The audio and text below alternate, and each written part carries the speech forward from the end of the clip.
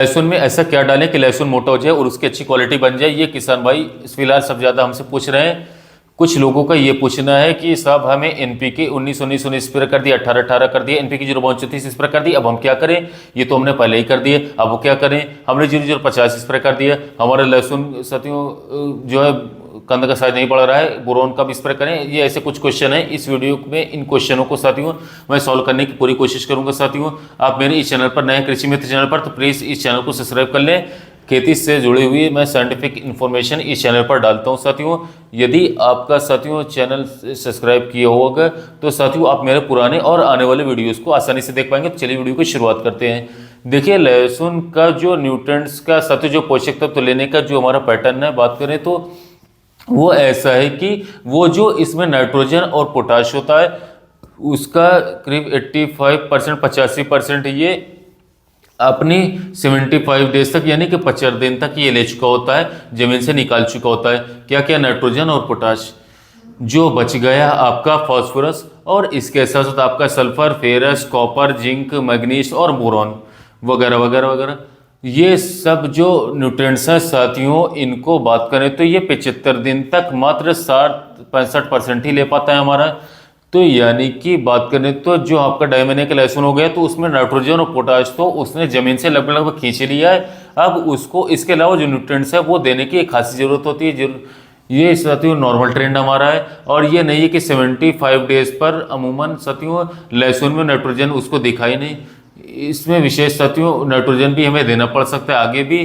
देखिए जनरली हम ये मानते हैं कि लहसुन में बात करें तो जो उसकी वानस्पतिक अवस्था होती है उसमें वो नाइट्रोजन और पोटाश ले चुका होता है, यानी कि 75 दिन तक, जो कि 85% उसने ले लिया है। और फास्फोरस साथियों, सल्फर, बाकी जो मैक्रोन्यूट्रिएंट्स हमारे होते हैं साथियों, उनको बात करें तो वो खासकर उनको वो लेता है अपनी बल्ब फॉर्मेशन में, मतलब इनिशिएशन और फॉर्मेशन, यानी कि जो उसका गढ़ बनती है उस समय पर साथियों खास करके वो इन चीज़ों को खींचता है।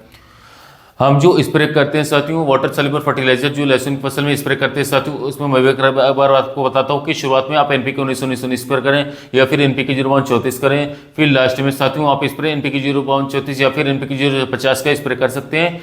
देखिए इस चीज़ को समझिए, आपने यदि आप मान लो आपका लहसुन थोड़ा सा बात करें तो आपका 2-2.5 महीने के का है साथियों मान लो आप, तो उस केस में आप एनपीके 19 एनपीके 18 के 2 भी स्प्रे आप निकाल दोगे 10-15 दिन के अंतराल पर, तो ये भी कोई बुरा नहीं साथियों। और लेटेस्ट स्टेज में जैसे कि आपका 3 महीने का लहसुन है या फिर 3 महीने प्लस है, तो साथियों आप सिर्फ और सिर्फ एनपीके 0 कई बार क्या होता है कि लास्ट में तो 0 में डालो, क्यों 0 डालूं साथियों। अब एनपीके बात करें तो 52 डाल सकते हो, कोई दिक्कत नहीं। उसमें फास्फोरस भी बहुत ही अच्छी मात्रा में होता है, 52% में ये भी कम जरूरत पड़ दे देता है, और 34% उसमें पोटाश देखने को मिल रहता है, क्योंकि पोटाश प्लांटर ने ऑलरेडी प्लांटर ने ले लिया है और फास्फोरस की खास उसकी जरूरत होती है लास्ट समय पर।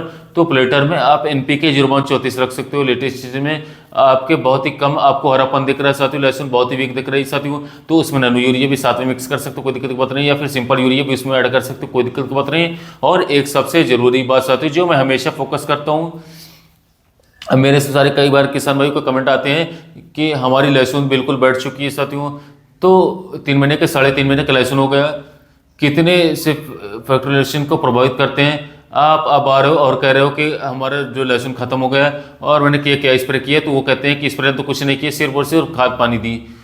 अब वो तो वहाँ गया कल्याण, अब वो तो लहसुन कहाँ उठ पाएगा, उसका तो ऑलमोस्ट जो काम होता है साथियों बड़वार वाला था वो तो खत्म आपने कर दिया गलती से, तो वो अलग बात है। मतलब उससे बनेगा जब उसके प्लांट में जान होगी, पौधे में ताकत होगी, तभी तो बढ़ेगा। खैर यानी वो बात करें तो ये जो एनपीके 0 साथियों जरूरत लगे तो उसमें नैनो यूरिया या फिर सिंपल यूरिया भी आप ले साथियों, नहीं तो जब 0 भी ले सकते हो। और उसके साथ सबसे जरूरी साथियों सूक्ष्म पोषक तत्व मिश्रण, यहाँ पर एक थोड़ा सा ज्ञान ये डालना होगा, क्योंकि मैं किसी कंपनी को प्रोडक्ट नहीं बताना चाहता हूँ, हो सकता है आने बताना भी पड़े। आप दुकानदारों भाई से कहिए कि जब भी मैक्रोन्यूट्रिएंट्स मिक्सचर मैं कहता हूँ साथियों, वो कोई ह्यूमिक एसिड या फिर जैम नहीं लेना साथियों, उसमें क्लियरिक है कि मेरे को चाहिए जिसमें साथियों एफी हो, जिंक हो, बोरोन हो, मैग्नीज हो, कॉपर हो, ये 6 पोषक तत्व, जैसे कि हमारा मोबिमिन होता है, कॉम्बिकॉल होता है हमारा।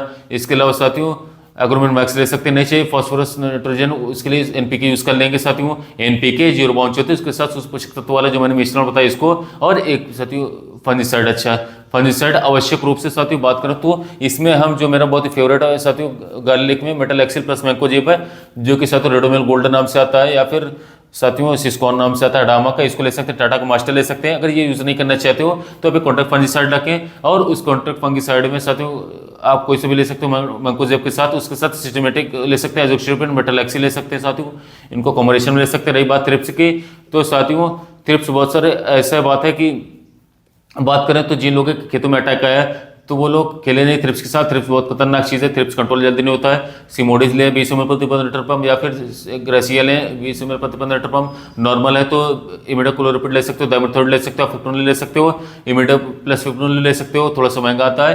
पर साथियों इससे थ्रिप्स के लिए स्पेशली आप कीटनाशक में खेले नहीं कि वो महंगा सा कीटनाशक का लूँ।